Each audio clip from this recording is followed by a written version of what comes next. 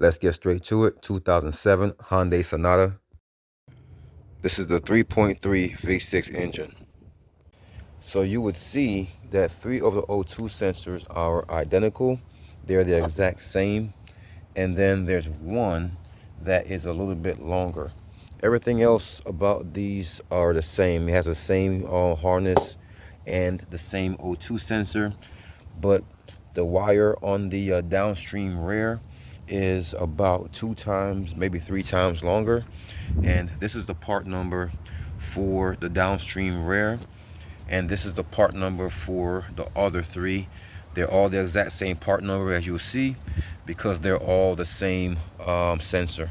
So the upstream rear, the upstream front, and the downstream front are all the same, and the downstream rear is going to be different. So if you're looking from the front, the upstream front is right there. That is your first cylinder on the front side. This is also known as your bank 2 as well. And the one on the same line on the bottom behind the cat, that is going to be your downstream front. And the upstream rear is located in the back right there. You can see it right there, and the harness for it goes right here. So these are all the ones with the short wire. So this is the upstream rear, this is the upstream front, and the one right underneath this one, the downstream front, is going to be a short one as well. And a matter of fact, we can see it from here as well. It's right down there. You can see it there, and the harness for it comes right there. So you can see that's a short harness as well.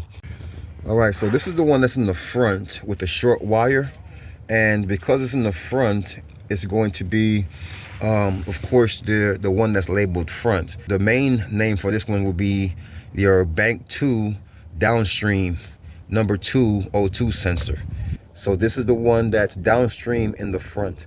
So this also has a short cord, just like the 2 up top.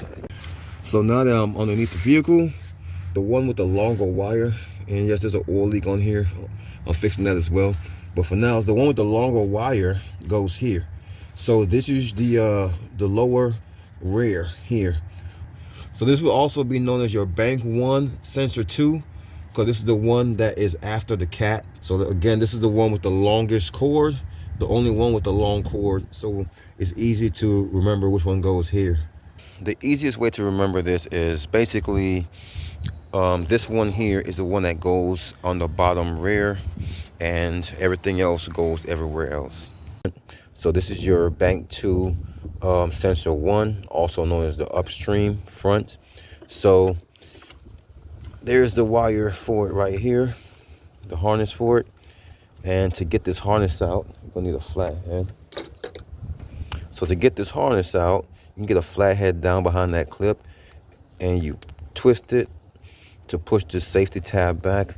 Then you can squeeze this tab down, and you should be able to pull this harness out just like that. And you can see this is your harness here for the one in the front, and this is what it should look like. We have 2 different type of O2 sensor tools we're going to use. You can use either one you feel comfortable with.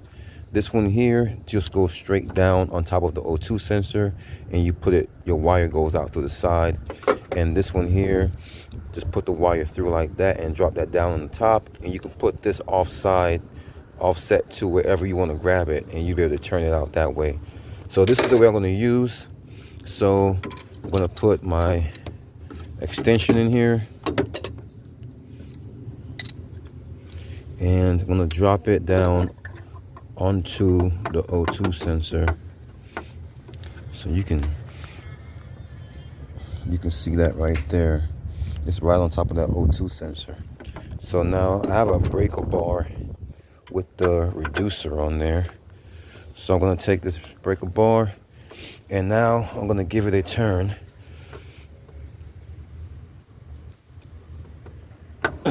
All right, so you can see that snapped free right there. So it's turning back and forth. So now it's loose. So this right here, this tool is only good for breaking it free. It's not good for getting circular motion. So I'm gonna go ahead and pull this up off of here. So it's not good for getting circular motion because it's gonna hit against everything. So now that I got it broken free, I'll use this tool here to finish spinning it on out.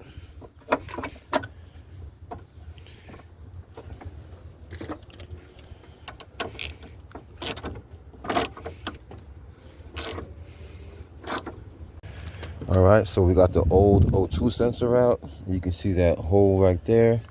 So this is what the old sensor looks like compared to one of our new sensors. So this is the difference here. So, and you can see there's already anti-seize on here. So we can immediately start to put our new sensor in. So I'm gonna start to hand thread this. Let's get that threaded in by hand.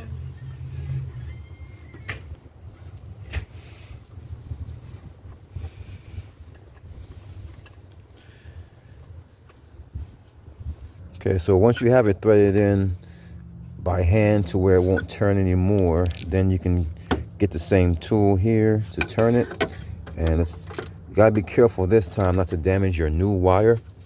So you wanna make sure you turn this in slowly and don't try to speed. And keep an eye on your wire. Make sure it's not getting snagged as you're turning this in there. See, I'm just holding it and I'm turning it with it. All right, and once this gets snug, I'll take this out. I don't want this to damage my wire. And I will go back to my original tool and set that through the wire, down on top of the plug, away from the wire. And now I can tighten this to my liking.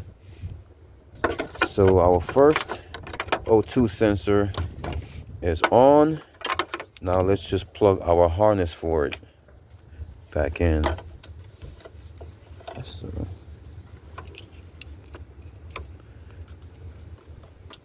clicks in, push the safety tab back up till that clicks.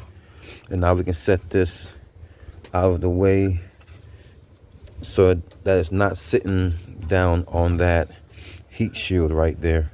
So our first O2 sensor is complete.